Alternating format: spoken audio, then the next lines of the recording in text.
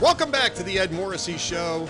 Joining us today, it's always on Tuesdays, the Prince of Twitter, the Regent of Red State, Andrew Malcolm, my good friend and longtime podcast partner. Andrew, welcome back. It's good to be here. And I understand you've got a breaking story there in Texas. Yeah, we have the Lady Godiva of Texas, Sarah Stockner, who's running for Texas, Texas Railroad Commission, which is a very big deal here in Texas. And Karen Townsend actually wrote a great piece about this. She has a at Hot Air, and she has a TikTok video up, and Sarah Stockner does. That is, yes. I want to be careful about this. Shows her semi-nude, I think is the way that Karen Townsend puts it. She's wearing underwear and pasties and on a oil boom, and she is firmly defending this as her way of being the Lady Godiva of Texas. And I'm actually going to interview her. She should be on the next podcast, assuming that it doesn't fall through. I talked to her on the phone. She's very kind and was more than willing to talk to us. She actually liked Karen's post, as it turns out, even though Karen was a little skeptical about her chances in the primary here. And we're already underway here in Texas, in the Texas primary. Well, I'm trusting that Karen has the link in her post. Yeah. I actually edited that piece for Karen, and I can assure you that we made sure that the readers weren't going to have to go hunting around for that too much. So yeah. Oh, that's wonderful. Well, clicks by any name. Well, it's an interesting story. No, it's fun. It's fun. Yeah. Imagine that, a political story that has humor and fun in it. Exactly. Look, years and years ago, actually many years ago, I did a feature story for the New York Times on Beverly Harrell, who was a madam in Nevada, where, of course, prostitution is legal outside of Vegas. Right. And she was running for the state legislature, and I wrote a profile about her. She's a big local community supporter. She bought ads on the senior page of the high school yearbook and in the school newspaper, and then I also interviewed her opponent, who was a Republican, who said, this is not the easiest thing in the world to run against a madam where it's legal. Yeah, so had a lot of fun with that post. That was, and we were not customers, but she gave us a T-shirt. And I had it at Cottontail Ranch, and I had it for a long time. Well, it's always, that's the the fun thing is collecting all the souvenirs from your. That's right. That's right. That's right. All right. Well, we're going to talk about a couple of less fun topics actually in today's podcast. And as we're speaking here, Russia has decided to recognize the independence of the separatist regions in Ukraine, in Donetsk and Luhansk, the eastern Ukraine and the Donbass region. Vladimir Putin, maybe an hour earlier than this, got up and gave a sort of angry speech about Russian history and how Ukraine really isn't a country anyway, and Kiev is just a Western puppet, and it was madness to let the former Soviet republics just simply walk away from Russia after the collapse of the Soviet Union. Now, I bring this up in part because it's the big pressing story today, and certainly we're going to be chewing over it tomorrow as well. But it's also the Russia-Ukraine crisis plays a part in your column. Here's how desperate Democrats already are over this year's midterms. And so I want to talk a little bit about Ukraine and then how you see it playing into Democrats' positions in the midterms. Yeah. Well, first of all, this is a very familiar pattern, and probably a lot of people won't remember, but in 2008, in the summer of 2008, Putin sent troops in, and they took over two provinces, provinces in Georgia. and they're still there. South Ossetia and Abkhazia, right? Exactly. Sort of taking over your neighbor, controlling your neighbor countries piecemeal. So I guess it might be surprising for Biden's State Department, but this kind of a move, which isn't an invasion. So Jen Psaki today said that they were going to come out with an executive order this very afternoon, Ed, to block anybody from having any economic relations with people in those two Ukrainian provinces. So, right. Yeah, which we weren't all, I mean, honestly, we don't have any real economic engagement in Luhansk and Donetsk, and we haven't at least for 8 years because of the separatists being there. So this is right. This is a little bit more demonstrative than substantive. I don't want to say performative because I think it's demonstrative, and I think performative might be the wrong word here, but it's very careful, and it kind of leads. Yeah. It's very calibrated, right? That's an even better word. It's very carefully calibrated here. It's incremental, because in the end, right now, there's really no change in the status quo. Those separatists were backed by the Russian military, well, Russian auxiliaries, Russian proxies, in Donetsk and Luhansk. If Putin is going to recognize their independence, then he's probably going to arrange to send regular Russian military into Donbass to back that up. But as long as he doesn't cross over that partition, and over any of the other Ukrainian borders, I kind of think that he's banking that the West and especially the U.S.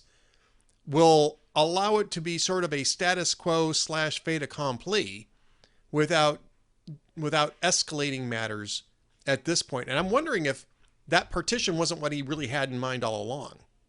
Could be. The West did absolutely nothing in 2008 when he did that in Georgia. Yeah. And Obama slapped some sanctions on Russia when he took over another piece of Ukraine, the Crimea, in 2014. And nothing has changed. He's still there. Right. And they have Russian passports and so on. This is an incremental game that a very savvy, wily Putin is playing. And the bottom line is he has spent the last several years hardening Russia against economic sanctions from the West. They've built up their foreign currency exchanges, and hardly any of it is anymore in euros. He's gotten their banks, the loans, business corporate loans have been changed over. And so they're not in dollars anymore, and they're not in euros. So there are going to be impacts. But the bottom line, and I wrote about this a couple of weeks ago in my column at Red State, the bottom line is sanctions don't work. It's all talk about performative. It's all nobody's sanctions. No president's sanctions worked. They worked a little bit with South Africa 30 years ago, but they don't work anymore now. I mean, is Maduro gone in Venezuela? No.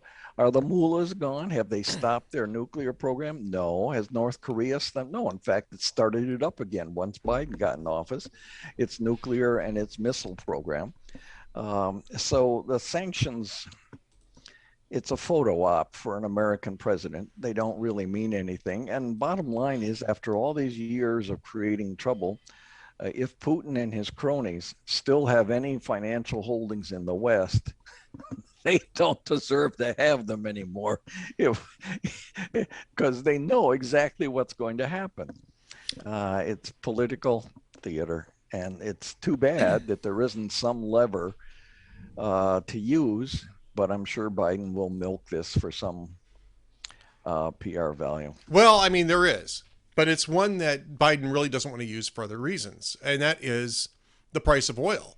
When Yeah. America was when America was a net exporter of oil, a status, by the way, that's going to disappear here in the next couple of months, then we were able to keep the price of oil low, and it kept Putin from getting enough resources to do things like this.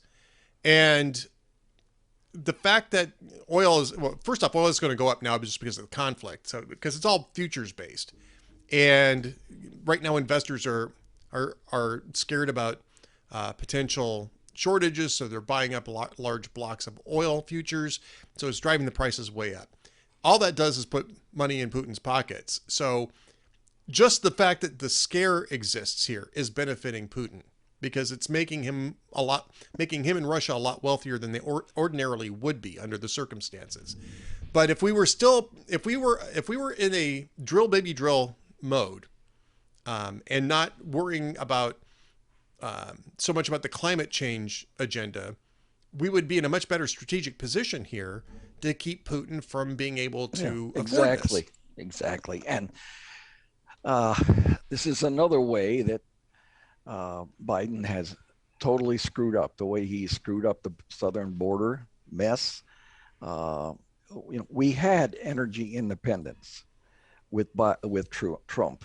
We were exporting oil. We were exporting liquid natural gas, and drilling and finding more and keeping the prices low. And Biden came in, and for I assume green reasons, he killed the Keystone Pipeline while endorsing Putin's Nord Stream pipeline. Of course, he changed his mind now. And the cutting back on oil leases, canceling some. And as a result, the gas prices have gone up. That's part of the theme of my column that we can get back to. So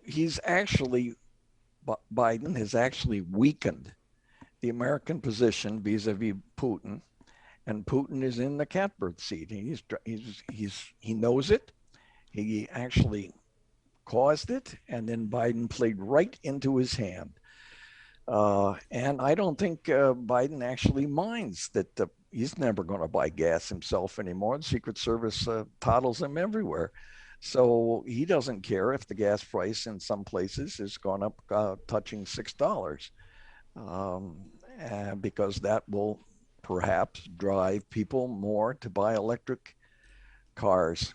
So, well, right, but where does the electricity come from to charge those cars? Oh, that's right, exactly right. He doesn't think about that. So every night when people plug their cars in, eventually, we have blackouts. I mean, it's just crazy. It's counterproductive. It's stupid, and I hope that voters realize these interconnectivities. The polls indicate that the Democrats are in trouble come midterms in November. And actually, that was the point of the column, which is how desperate Democrats are at this point, because they're actually talking about, are you guys sitting down? Cutting taxes. They're not really cutting them for good, but they're talking about suspending the federal gasoline tax. Ooh, boy. So that's 18 cents. Well, Pennsylvania's gas tax is 57.6 cents. So 18 cents off. And it reminds you of what a big deal Biden tried to make last summer, that the July 4th cookouts were 16 cents cheaper than the year before under Trump. And we had so much fun on Twitter those days in August or July, everybody talking about how they were going to spend their 16 extra cents. Well, I mean, it goes even beyond that, because, I mean, first off, we've tried this before and it never works. No. You've got, I think it was Larry Summers called it a goofy, gimmicky idea that just it simply isn't going to impact inflation at all. And it's very similar to the move, I think it was in December. I think it was mid-December or it was late November. That's right. With the release of 50 million barrels of oil from the Strategic Petroleum Reserve. 50 million barrels of oil is 2 days consumption here in the United States. And it had no effect whatsoever because, you had a slight dip in prices. And then 2 weeks later, it was back up, and ever since then, it's still off to the races. I mean, nobody remembers that. Exactly. Yeah. Well, Clinton did it, and it's a waste. It's phony. Right. It's absolutely phony. It's like sanctions. They don't do anything. But Biden is so into appearances, what it looks like he's doing, and hopefully people won't fall for it come November 8th. Well, I think that they're falling for it less. And I think it's because inflation has really woken people up. And I hesitate to use the word woke because it means so many other things these days. But well, then you can say awakened. They have awakened to the fact that these sort of gimmicks, and the stimulus was a gimmick, especially that third round of stimulus, which really triggered the big inflationary wave. I wouldn't say it was the complete cause of that wave. I wouldn't even say it's the structural cause of that wave, but it certainly was the catalyst for it. And all it did was it got people to move up their consumption, and it complicated the already breaking down supply chains that we're still dealing with to this moment. And jack the prices. Up. Right. I mean, that's how you get that big inflationary wave. And right now, I mean, you're not seeing any real solutions to this. Instead, you see Democrats still focusing on trying to pass Build Back Better, which is this progressive spendorama. And it's mostly on issues that voters don't care about. Yeah. I mean, if you wanted to screw things up, you would be doing what Biden has been doing and is doing. Look at the Afghan troop withdrawal. I mean, right. I can't imagine any way that you could screw that up any worse. And the fact of the matter is that thousands of our allies, vulnerable Afghans, and several thousand Americans are still stuck there. And Biden, to his eternal shame, in my opinion, isn't doing anything about it. And our media, to its eternal shame, is not calling him out on it. Except you, Ed. Well, I mean, Jim Garrity's been on it too, and our friend John Andrasik from Five for Fighting has really tried to shine a light on this. I feel like I feel like I'm not even doing enough, right? Because it's something that requires a constant spotlight on. Right. Yeah, it does.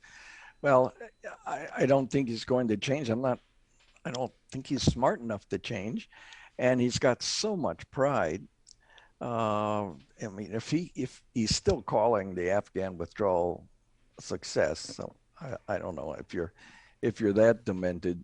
I guess you can't be convinced of anything. But and of course, the Biden a year ago endorsed, while he killed the Keystone pipeline here that hurt domestic consumption, supplies, he endorsed Putin's Nord Stream 2, which is going to, one, weaken the strategic alliance of NATO because it will give Biden leverage, energy leverage on much of Europe, especially Germany, give them pause for making a big stink when he does something, because he could just turn off their gas.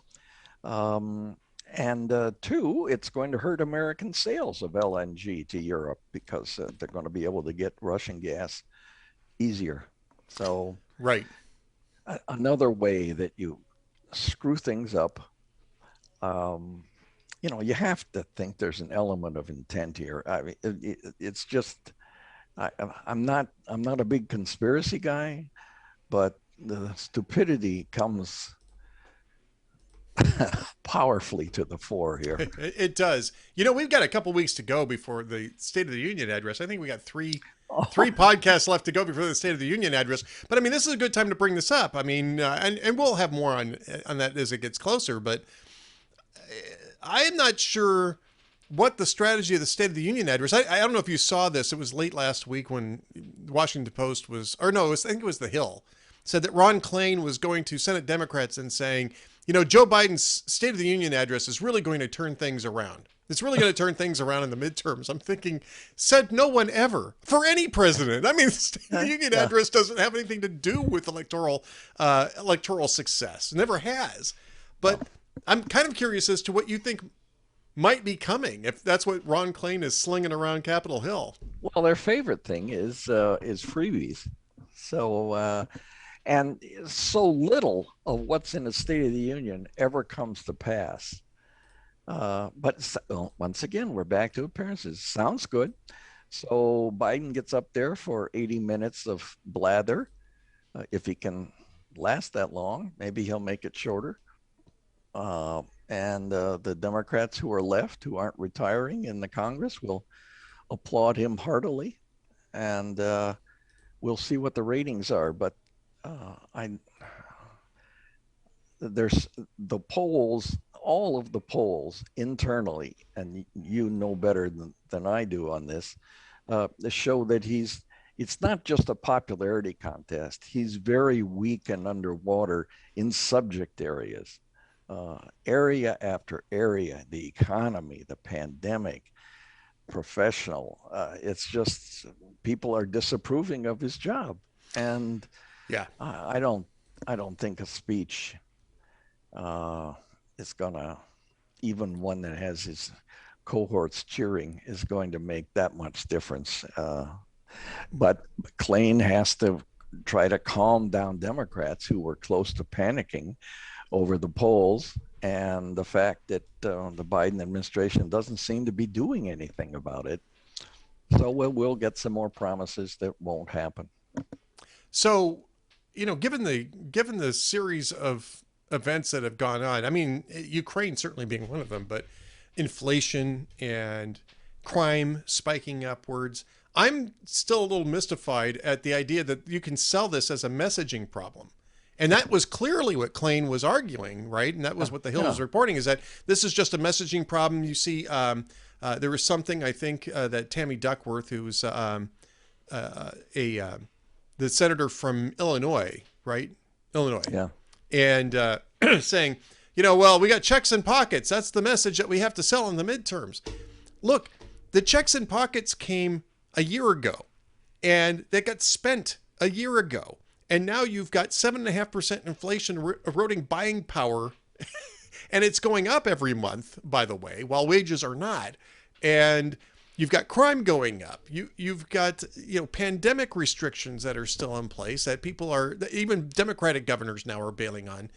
Those are performance issues. And I think that the idea, and I think this is something that you kind of allude to in your column at Red State, is that it's sort of a disconnect from reality here, is that Democrats have sort of convinced themselves that they're brilliant and are convinced that voters will think they're brilliant when they're not delivering on anything. Right. Well, they're living inside this myth that America has become progressive, and it isn't. Yeah.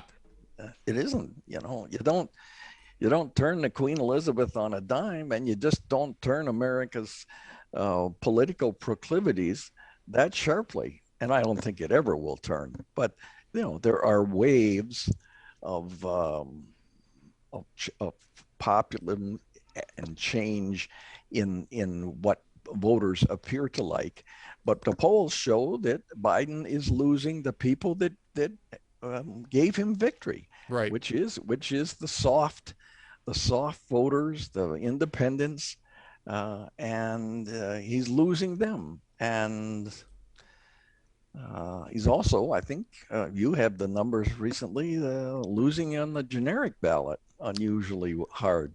Yeah, Republicans are leading on the generic ballot. Last I saw RCP, I think it was like 3.8 points. When Republicans are doing well when they get inside a -5, right? If they're at -4, -3, they're doing pretty well. It's looking bad. And there was I think it was Politico was looking at the Morning Consult poll, it was a Democratic poll, internal poll, which showed that on culture issues, it was more like a R+14 in the swing states. I mean, they've really lost the thread with voters, And I don't think that they're recognizing. The Washington Post had something today talking about exactly what you just said, this myth of a progressive majority that they're buying into. It simply doesn't exist. And they're warning that they're going to lose the 2024 cycle as well as the 2022 cycle. It almost sounds like they're chalking up 2022 and saying, time to look for damage control down the road. Well, it's still more than 1,000 days left of Biden, but the good news is that if Republicans can take at least one house, if not both, and I think both are possible, right? That stalls any of this crap agenda that he's got, that AOC has, and all the others that belief that this is suddenly a progressive country, and that's just not going to go anywhere. Americans have this, voters seem to have this flirtation with a unified government, one-party government. They did it from 2008 with the enthusiasm over Obama until 2010, and then they spanked the Democrats, lost 63 seats, the worst since the 1930s, in the House, and the Republicans gained Senate seats. Even Ronald Reagan lost seats in 1982, and that was over the economy, right? Because people were still annoyed over inflation, and it's the first term of a new president, and it becomes a preliminary. It could even be a premature verdict on the president, but they pay a price. The average loss has been in the 20s, but for the incumbent president's party in the House. But I think it's going to be worse this time, at least as things look now. Well, as things look now, you can find out more about how things look now by reading Andrew's column over at Red State. But right now, we've just got a couple of minutes left to go over the jokes of the week, Andrew. Yeah, I got lay them on us. Okay. Let's see here. Russia's, this is Conan. These are older ones, replays. I call them the Conan replay. Russia's favorite Olympic men's hockey team was eliminated today by Finland. Then an hour later, Russia's men's hockey team was eliminated by Putin.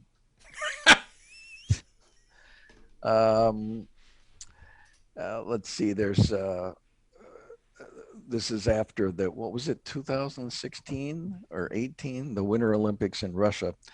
2014. 2014, yeah. Jimmy Fallon says, the closing Olympic ceremony Sunday, Vladimir Putin was like, it has been a fun time, but I'm sad to see everyone escape.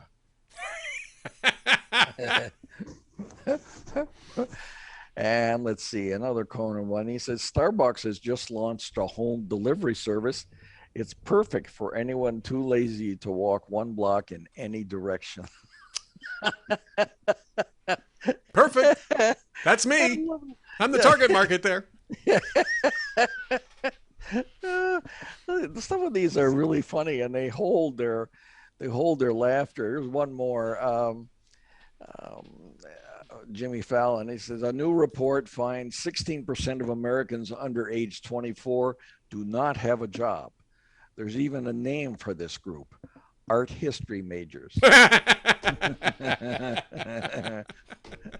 Well, that and journalism majors. All right, so Andrew Malcolm, of course, the dean of journalists, of American journalists, the prince of Twitter, and the regent of Red State. You can find him at AH Malcolm on Twitter. Andrew, thanks again so much for being with us this week. I'm going to be at CPAC this weekend, so we can talk about that next week. Definitely want to do that. I won't be.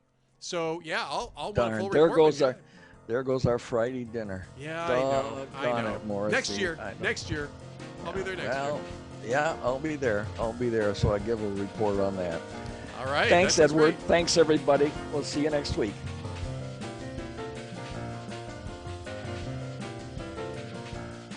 Welcome back to the Ed Morrissey Show, the podcast edition. Joining me now, my great friend And your great friend, too, if you don't live in the Washington, D.C. bubble, Salena Zito from SalenaZito.com. She writes at the Pittsburgh Post-Gazette. She writes at the Washington Examiner.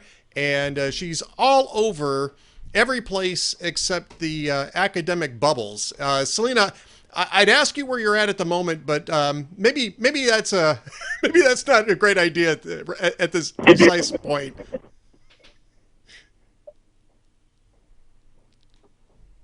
And I'm not sure. Salena, are you there? I'm here. Okay, great. I'm now here. Okay, well, sorry. No, I mean, this is part of the fun of being on the road, right? Is the fact that, sometimes the cell service isn't great, but you get a chance to meet all of the best people, right? Yes, absolutely. Yes, there was a hill and a glen, and I'm not quite sure what happened. Well, we know what happened. 5G isn't everywhere after all. Salena, you've got two great stories out this week, and I think they speak to a larger issue that Democrats are just starting to realize, which is that culture matters as well as economics. And the first piece I want to talk to you about is new firearm owners are shaking up gun culture and American politics. This is, I think, just one aspect of the cultural miss that the governing party at the moment is really missing out in the rest of America. Well, I have a piece coming up this week that sums it up perfectly. It's the culture, stupid. And I think that the Democrats, while totally and completely sort of aligned with corporations, institutions, and academia and Hollywood, while they're all sort of on the same cultural level, they have moved too far to the left of the rest of the culture.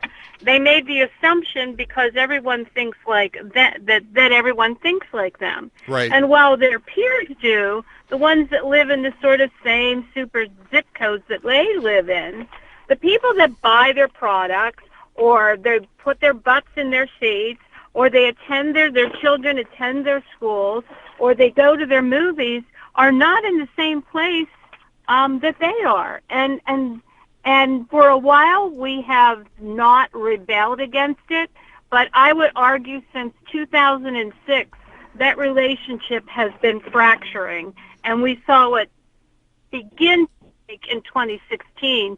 But nothing broke it more than the pandemic. Right. And I think that the pandemic, maybe the riots in the cities with the George Floyd, Yep. I think that would be the other Everything that went inflection with point. Yep. I mean, everything that went with it, yeah. So I want to get to the gun owners here, but I do want to mention that the Washington Post, and we're talking on Monday here, the Washington Post had an interesting article out today from about a study from William Galston and Elaine Kamarck, I think, or Kamarck, who famously did the autopsy after the Dukakis debacle in 1988, who've come out with another one now saying precisely what you're saying, is that Democrats have deluded themselves into thinking that there's a progressive majority. They've deluded themselves into thinking that their culture is the culture that everyone else ascribes to. And they're about to lose not just the midterms, but the next presidential cycle, because they're talking past voters that actually matter, and that a base turnout won't help. No, they have pushed people. It's really fascinating. They have pushed people center right that normally wouldn't be center right. And they have made a lot of assumptions on culture because they are talking in an echo chamber, but have not spent, outside of conducting someone like third group conducting a focus group, they're really out of touch with their consumers. Right. I mean, this is, and you see Frank Luntz, I think it was yesterday, saying that Democrats and Joe Biden are really turning into another Jimmy Carter moment here, which had, I would argue, similar issues, but not as dramatic as we're seeing right now. Yeah. I mean, it has, again, to your point, everything that had to do with the pandemic, including the riots with George Floyd, including the spike in crime, including the overreach by government, all of that, which sort of all happened in this, sort of big flurry of rapidly increasing government control and sort of government attitudes, has just really changed people. People are finally turning around and saying, whoa, wait a minute. We do not share your values. We do not share your values. And the virtues that you aspire to are not virtues are not American virtues. Are not, it's just cratered. Everything has sort of fallen apart.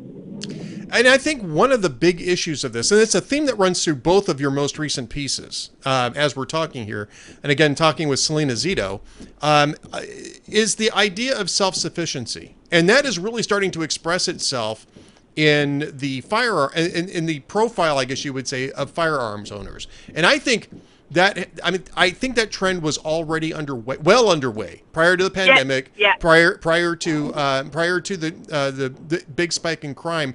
But those two things have really reoriented people, because they understand that the way policing is being done right now, they have to figure out how to protect themselves, because the police simply won't be able to do it. That's absolutely right. So gun ownership has become this multi-layered thing. It always has been. However, because of the new alignment of people that have become gun owners, what we're seeing is, an awareness, not only of the empowerment of being able to protect ourselves, but to be able to protect our families and our homes, but also the ability to be able to feed ourselves, right? That is an aspect. Like the hunting licenses have been decreasing for the past 30 years. Well, that's all changed, and it is now increasing. Why is it increasing? Because people have looked around and they see the vulnerabilities in the food chain. They see the vulnerabilities in the supply chain. They and they wonder. They recognize that they should be part of taking care of themselves, and they need to be responsible to take care of themselves. And that's why also there has been an increase in guns, because more people are learning or more people are buying guns to go hunting. And along with, and I think this is a really important aspect, along with that increase in hunting lessons, there's also an increase, there is a parallel increase in people learning how to, or taking lessons to learn how to safety lessons to properly handle a gun. And so there is a responsibility that these people acknowledge that this isn't just something I go and buy and, I'm just going to try it out and see how it all works. They're actually being incredibly responsible about it. And that's what gun ownership, 99% of it, has always been in this country. Exactly. It's a great point to make, too, because that really is. It's about self-sufficiency, and it's about responsibility. And for most of our country's history, those two things went together. You were self-sufficient, and you learned responsibility through self-sufficiency. And it's only in the last few decades, and I'd argue probably since the Great Depression and accelerating through the Great Society, that the idea of self-sufficiency has largely sort of faded back into the idea of social safety nets, which aren't necessarily a bad thing in and of themselves, but the dynamic that it produces is a population that's just simply less self-sufficient, more reliant on government services. And now that we're seeing government services, especially in, policing, being unreliable, you are starting to see a return of this a return to the values of self-sufficiency. That's absolutely correct. And so when all the things that we've been talking to, everyone often says, culture follows politics. I disagree. I think that politics follows culture. and the country has been moving center-right. I'm not saying Republican, but I am saying center-right, because people are moving more in that direction. And the culture is telling us everything if we would just pay attention. Now, you and I are paying attention. You have very smart listeners. They're paying attention. But this is going to be something that the larger news organizations and political parties, both left and right, are going to say, well, when did that happen? How did they become Republicans? Well, because you pushed them there. Right. Because you gave them no room. You know, one of the things that was always important to organizations like the NRA was that they had a decent amount of Democrats who all were also supportive of the Second Amendment. It can't be just one party. And unfortunately, that is what happened. 15 years ago, there were plenty of members in the Democratic Party in the NRA. Right. And I think that what you're seeing here is the sort of the move. There's a couple of different. There's lots of moving parts to this. One of the moving parts that the Washington Post mentions, which I think is really interesting, and I know that you've done a lot of writing on this, is where Hispanic voters are at. And I mean, this is what the Galston Camark study was talking about as well. They actually focused apparently fairly heavily on this, according to the Post report. And what they're saying is that, and I've been talking about this. I don't know if I've been writing about it as much as I've been talking about it in other people's shows. But what I've been saying is that, you know, based on what I learned when I was out, you know, trying to be Salena Zito Jr. When I was doing my book. One of the things I learned is that, you know, the Hispanic bloc of voters is really probably more like prior immigration waves, and rather than being similar to black voters, which has a completely different historical dynamic, right? And a completely different. There's been a completely different strategy where solidarity has been a necessity for black voters ever since the end of the Civil War, at least through the end of the primary civil rights period in the mid 1960s and maybe into the 1970s. Other immigration waves resulted in solidarity at first and then diversification later as they gained economic traction in the United States. And Galston and Camark are saying the Hispanics are going to be a lot more like the Italians. And what happened with the Italians? The Italians all became Republicans. Now, that's something I know. That's an argument I know that's going to appeal to you, Salena Zito, as much as it appeals to me, based on my mother's side of the family. Yeah. Well, I mean, first of all, if you spend any time with Hispanic voters, they will tell you that they don't think of themselves as Hispanic voters. Right. They think of themselves as American voters. And they're very, very similar to my Italian grandparents, and then the generations that fell afterwards. While my grandparents like to hold on to some Italian traditions like the seven fish or the cookie table, they also were American. Yep. And that is always how they saw themselves. And they're insulted by this. Look, Hispanic voters are very similar to the second and third generation, any immigrant, you know, Polish, Italian, German, whatever the case may be. And the Democrats have missed that. And they've tried to make them into having, as you pointed out, the black voter. However, they don't have the same experiences. Right. As the black voter, and this is, I can't describe to you how insulting this is. I have been writing about the Hispanic voter and sort of their move to center right since 2015, and that's where I began to see the change in the in sort of their self-identity and the realization that they're kind of mad at the way that the Democrats look at them, and is part of why they have moved away from the Democratic Party. And Yep. the other thing is, what's this Latinx thing? Yeah, the Latinx thing. Yeah.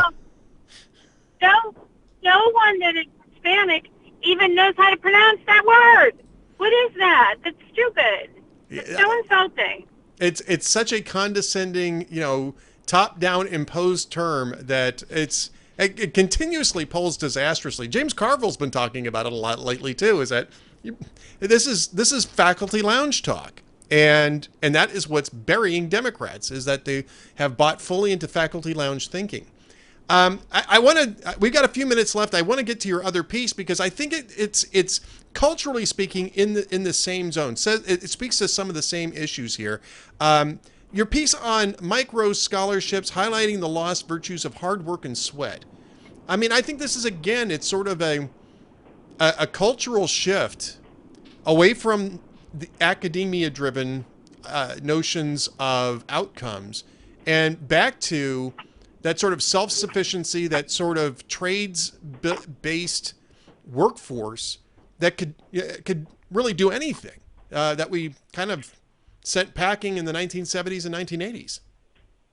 Yeah, so for at least two generations, we have told kids to and told parents, send your kids to university, they're going to be a failure. They have to go to university, they're going to be a failure.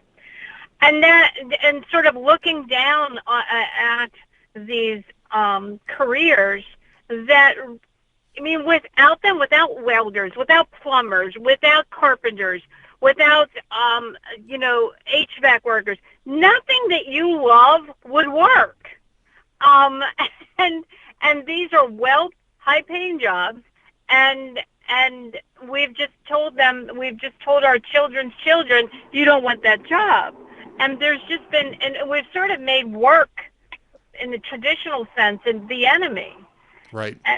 And what Mike Rowe is doing through his foundation and offering these scholarships to young people deciding to make, the trades their career.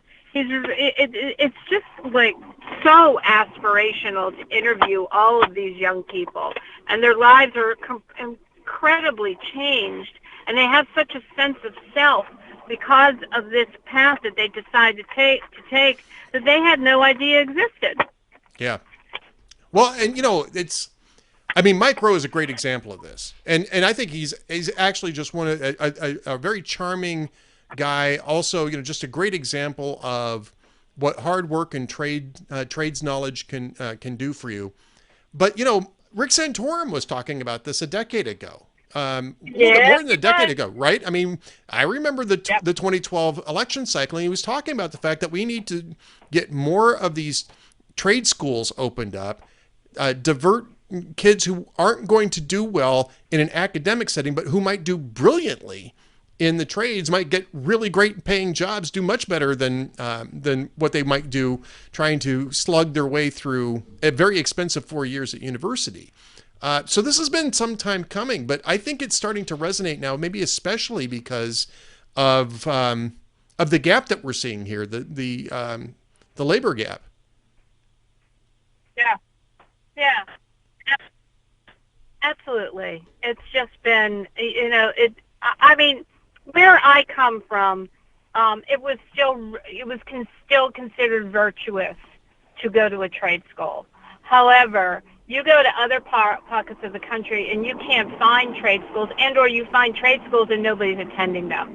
That has been, again, part of the culture gives us hints, whether it's guns, whether it's church attendance, whether it's looking at the ratings at the Super Bowl or the Hollywood events, or whether looking at this growth in gun sales, or looking at this change in attitude about work. Politics is going to follow culture in this, and people will be surprised. But you and I and your very smart listeners could say, yeah, we saw this coming. We saw it coming. Salena Zito sees it coming because Salena Zito's out in the country where everyone lives. She is always in the middle of somewhere, and you can always find out where she's at by going to selenazito.com and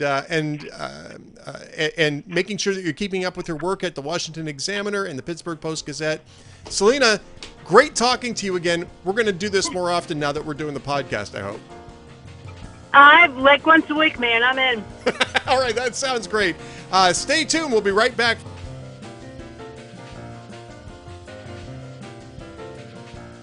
Welcome back to the Ed Morrissey Show. Joining us is my good friend, Myra Kahn Adams. She is the executive director of signfromgod.org, signfromgod.org. And we're going to talk about signfromgod.org. We're going to talk about the Shroud of Turin and not the exhibit of the Shroud, but the exhibit about the Shroud of Turin at the Museum of the Bible. That's coming up on February 26th. Myra, welcome back. Great to talk to you again. And I know that this has really been the focus of most of your energies over the last few years, really. We've talked about this on my previous show a couple of times. That is correct. Thank you for having me. And for viewers who are not familiar with the Museum of the Bible, it is in Washington, D.C. It is a huge building, just about 4 blocks near the Capitol. And it's a spectacular museum that opened up in November of 2017. It's owned by the Green family, who have spent hundreds of millions of dollars building and filling this museum with artifacts, precious artifacts, and antiquities. And it's in fact, this November the Museum of the Bible will be celebrating its 5th anniversary. Wow. So yeah, and Fodor's had said it's one of the best museums in Washington. So definitely, if you're in DC, check it out. Museumofthebible.org, by the way, is where you can find the website for the Museum of the Bible. And again, signfromgod.org is Myra's organization's website, where you can find out lots and lots and lots of information about the Shroud of Turin. And I mean, this is one of the reasons why you founded signfromgod.org, why that organization was created, Myra, was because there have been a number of developments about the Shroud of Turin over the last few years. I think people, when they think about the Shroud of Turin, they reflect back on, I think it was 40 years ago or so, where there was, I can't remember the news organization that did a sort of in-depth look at it. It may have been CBS, where the carbon-14 dating from the late 1970s was saying, well, this that was, yeah, the 1981 carbon dating. Yeah, 1981 I'm sorry, carbon 1988. dating. I'm sorry, 1988 carbon dating is when it happened. Oh, okay. My goodness. Okay, I thought it was earlier than that. But where it attempted, where the initial results of this were, well, this isn't as old as people think it is. There's been a lot of developments, both scientific and historical, about the Shroud of Turin that signfromgod.org has been patiently collating and making available to the public. Yes, that is true. And what's exciting thing is the Museum of the Bible is going to be hosting an exhibition about the Shroud of Turin that opens up February 26th and runs through July 31st. So that is something that everybody should see, because you will learn more about the Shroud of Turin, its history, how it mirrors the Gospels, and all the amazing details that make the Shroud the most studied artifact in the world. There is nothing that comes close to how often and how in depth there have been studies about the Shroud of Turin, and scientists to this day still cannot figure out how the image of a crucified man ended up on this 14-foot by 3-foot piece of linen. Yeah, it's an amazing story. I've always been a little fascinated by it, even before really becoming,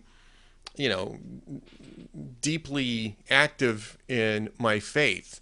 Because I was sort of a adult returnee to the Catholic faith. I hadn't left it, but I just wasn't doing anything with it until my mid-20s. But even before that, I found the Shroud of Turin to be a fascinating artifact, if nothing else, right? And And I think I mean, I am certain that you get lots of inquiries about this from people who, of all sorts of different faith commitments, right? And all sorts of different faiths for that matter as well. Mm-hmm. Yes. Because of the Shroud's mysteries that cannot be explained, and there are a host of them, that literally science has no idea how it happened. So because of the mysteries, the Shroud is extremely controversial. And because it has to do with Jesus Christ, and is potentially what many believe, I believe it, millions around the world believe it, it is the authentic burial cloth of Jesus Christ. There's going to be haters. There's going to be people that are just going to make fun of it and say, how can that be true? It has to be fake. But yet, when actual scientists try to explain the myriad of mysteries, there is no explanation. And in 1978, there was what was called STURP. It was the Shroud of Turin research project. And they concluded, and that was the first really and only up to this point, major comprehensive hands-on study of the Shroud of Turin. And they concluded that the image on the shroud was not the product of an artist. And that made heads explode, as you can imagine. And then in 1988, they did the carbon dating, and that was very political. The way they did it, they literally ignored agreed upon protocols. They ended up taking one little teeny piece from the outer edges where the shroud had been held up for centuries. They used to go on display, and they literally hold it up for centuries. And they took that's the little spot on one of the left-hand corners that they examined. They cut that one spot into 3 little pieces and sent it to 3 different labs. And then there's been proof, actually much scientific to do over whether or not that piece was actually added later as a backing cloth. Because they concluded that the shroud was dated from the 12 to 1300s. And people were like, that's impossible, because there's a photographic mystery on the shroud. And that photographic mystery makes one to conclude that photography wasn't invented for like another 500 years. So how could the shroud, and I'll show you what I'm talking about. I happen to have it here. This right here down at the bottom is the shroud. Actually, I'm going to hold it up like this. You can see better the actual face of Jesus. But this right here is what it looks like with your naked eye. It's a mirror, front and back mirrored image. But then in 1898, the shroud was photographed for the first time. They applied the new modern technology of photography to the shroud in 1898. And what happened was the man that actually took the first picture, his name was Secondo Pia. He is in his darkroom, and he is developing these glass plates, because these huge cameras with a glass plate was the photography technology at the time. And he discovered upon development that this is the image he ended up seeing. This is the image that ended up being developed. And that is what we call a photographic negative. And what that led people to believe is that the shroud itself, this part right here, is actually a negative, but when it's photographed, it becomes a positive, which makes it a photographic negative. And this, of course, is the blown up more is the actual face. But this face was never seen until 1898, and this is actually the face that was on the shroud. Let's see if I was on the shroud originally. This is what people saw up until 1898. And what's even more interesting is when he first developed this picture, the powers that be in Turin were like, "Whoa, what is this?" It's like they were totally confused, and they kind of just said, "Goodbye, have a nice day. We're not going to talk about this anymore." And then the next time the shroud was photographed was in 1931. Obviously, photography had come a long way from 1898 to 1931, and it was photographed again, and the same thing happened. It was developed, and it became a positive image, what we call a photographic negative, but it became a positive image. And Secondo Pia, fortunately, was still around, and so he was vindicated. But I mean, that's just one of the mysteries. How is it possible for this image to be in this? That's impossible. When photography wasn't invented, until the mid to late 1800s. That's only one of the mysteries. And what's even something that I just learned about a month ago that just actually blew my mind is the shroud itself. The image, it sits on top of the cloth. It does not go into the cloth. And you can literally scrape the image off with like a razor blade. But over time, the actual image is fading. This image is actually fading. Right. But the photographic negative image is not fading. Oh, that's interesting. That one. Yeah, Explain that is that interesting. one to me.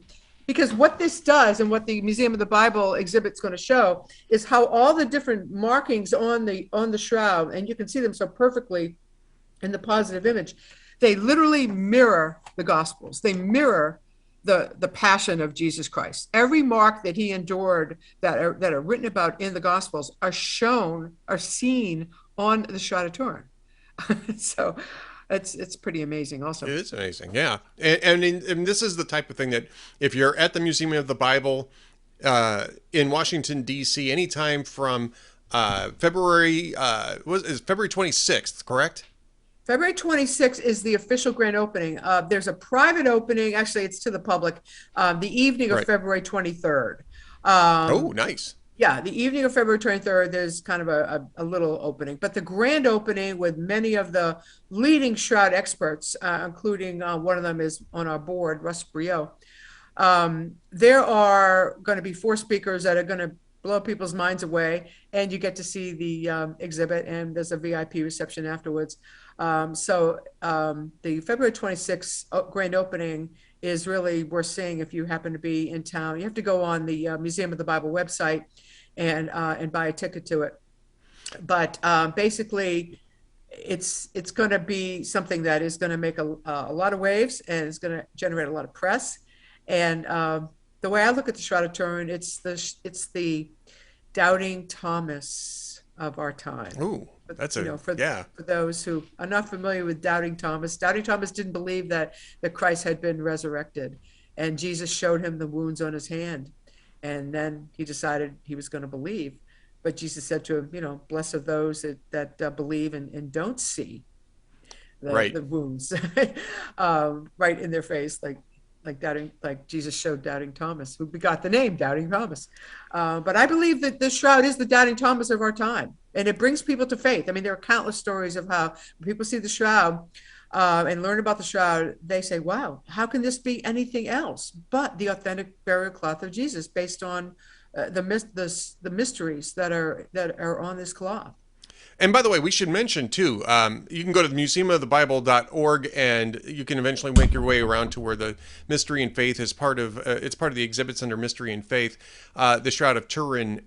This is open from February 26th until July 31st. So it's not something that, oh gosh, I'm going to miss it because I'll be in Washington in, March or April, so I'm going to miss this exhibit. No. This is going to be an exhibit that's going to be open for about 4 solid months. March, April, May, June, July, actually 5 solid months. End of July, July 31st. Yeah. 5 solid months. So anytime, if you're in Washington anytime, or around Washington anytime, you will be able to go to the Museum of the Bible and see the exhibit about the Shroud of Turin that signfromgod.org is helping to organize. Now, this isn't the first time that you've been at the Museum of the Bible, right? I've visited it, many times. Oh no, I mean, Sign from God has done other work at the Museum of the Bible. Oh yes, no, we have. There have been other shroud events leading up to this exhibit. In fact, what happened is the exhibit was supposed to have opened February of 2021. I wonder why. I wonder why it got postponed. Yeah, because the museum was closed. Right. Yeah. Unfortunately. Like everything was. So it got delayed a year. But in January of 2020, we had a big shroud event, kind of getting people excited for what was going to happen the following year. And then this past October 9th, we had another shroud event with speakers. And this is getting people excited about what's now going to be opening up in February. So Sign from God has been sponsors of some of those events. And in fact, Sign from God is one of the sponsors of the February 26th opening also. which means I'm going to be giving out these posters. We're going to be giving out these amazing posters that explain the Shroud and all about it. Oh, And wow. what this does is it actually identifies all the different marks and what they mean. So if you come to this grand opening, you'll get one of these beautiful posters that we just, what Sign from God does is we just try to promote education about the Shroud of Turin. That's all we do. We just get people to understand. And the more people understand about the Shroud, the more they learn about it, the more they learn about all the mysteries that cannot be explained. They say, wow, maybe this really proves Jesus was in fact alive and was, I believe, resurrected. I mean, exactly. I mean, even if you're not necessarily a full believer in the authenticity of the Shroud of Turin, this is the type of information that will help you at least get a grip as to what the current science is, what the current I don't know if you call it archaeology, but the current historical record is on the Shroud of Turin. Give you a lot of great context. I think most people, Myra, maybe you can just talk about your own particular experience with this, your own personal experience with this. But I think a lot of people are already familiar with the Shroud of Turin, but don't know much about it, right? Right. A mile wide, an inch deep. And that's not to knock people who, because, most people don't immerse themselves into this type of thing anyway. Mm-hmm. But I mean, I think just necessarily it's a mile wide and an inch deep, and that's what this exhibit and what signfromgod.org is helping to improve. Well, sometimes people have never heard of it. Other times people have heard of it and they just say, oh, it's fake. Because it's so easy to dismiss that it's fake, because that's what happened after they did the carbon dating. Basically, it's like, okay, it's fake, put it in the closet, it's done, finished. But then over time, there were a lot of scientists that said, whoa, this dating is very, very controversial. And then, of course, there's been times in Turin where the Shroud of Turin goes on display. The Shroud of Turin lives in Turin. It's lived there since the 1500s. It does not travel, which is why I always have to say this exhibit is about the Shroud of Turin. The Shroud of Turin will not be there. But there are many exciting, interactive, high-tech displays and exhibitions as part of this exhibit. It's very high-tech and very interactive. So it's a very modern exhibit, which will also make it very exciting for people to go to for all ages. And EWTN, I don't know how many of your viewers are familiar with EWTN. It's a Catholic cable network, and it's worldwide, and it's very popular. And they're going to be doing a lot of broadcasting about the Shroud, a lot of content having to do with the Shroud. But the Shroud isn't just Catholic. I mean, it's owned. It used to be owned by the King of Italy. But in the 1980s, it is now owned by what they call the Holy See, which is, basically whoever the Pope is. So it's owned by the Catholic Church, but it's not a Catholic icon. And it is for everybody. Jesus is not Catholic, even though my Jewish father would say, I asked him, what religious is Jesus? He said, Jesus is Catholic. No, Jesus is not Catholic. Speaking as a Catholic, I'd like to endorse your father's. I'm just kidding around. I'm just kidding around. But the point is, the Shroud is not Catholic. The Shroud is for everybody, just like the Bible is for everyone. That's sort of. I mean, that's sort of what the Vatican. That's how the Vatican approaches all of its, all of its stewardship of art and historical objects. I mean, you go to the Vatican Museum, you can see most of them. They position themselves as stewards. They're not really owners, they're stewards of these materials, so that they can ensure proper scholarly and popular access to them. And so I mean, the Shroud of Turin, I think, is probably the most well known of those. It is. It's the most studied and well known artifact in the world. And one thing I like to say is the Museum of the Bible, being the Museum of the Bible, is taking no position one way or the other about the authenticity. They're just, laying out, how the Shroud mirrors the Gospels through all these different interactive high-tech exhibits, its history, its impact. So they're being as balanced as they possibly can be, because that's really how they are on everything. Right. Everything that you see in the Museum of the to take a position. They just try to show you artifacts and just tell stories and how the Bible has impacted, the world.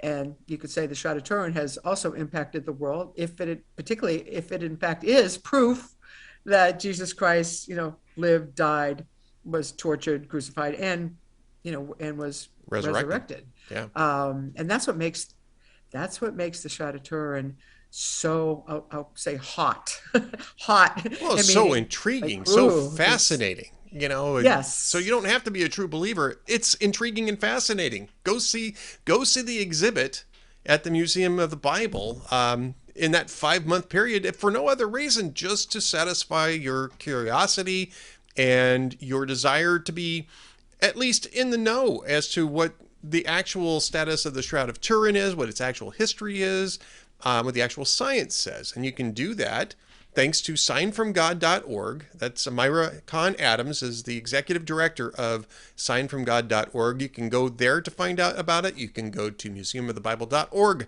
to find out about it. And again, that opens on February 26th and it runs through July 31st. And so you're going to have plenty of opportunities, multiple opportunities, hopefully, to go in and see the exhibit. Myra Kahn Adams, thanks so much for being with us today. Thanks for having me, Ed. I appreciate it. Good luck with your podcast. Thank you very much, Myra. When we come back, we'll have more at the Ed Morrissey Show.